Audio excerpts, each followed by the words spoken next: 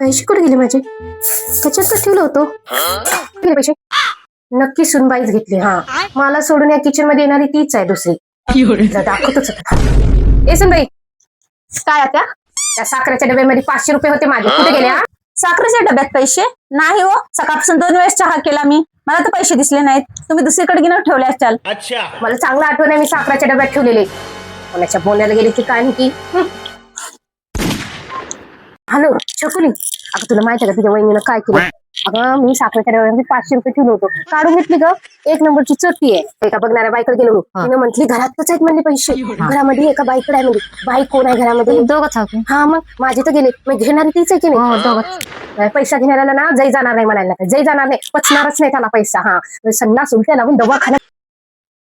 आता तुम्ही अगोदर तुमचं पर्स चेक करा, तुम्ही सकाळी काढल्या होत्या. तुला काय म्हणायचं का? मी पैसे पर्स मध्ये ठेवून नाटकं करायले? हा, नाटकं करायले. पैसे तरी काय नक्की घेणार आधी ठेवले. हा, चोरी पकडली जाईल म्हणून भीती होती ना, नाहीतर काय. देवा, कुठून भेटली हे मला?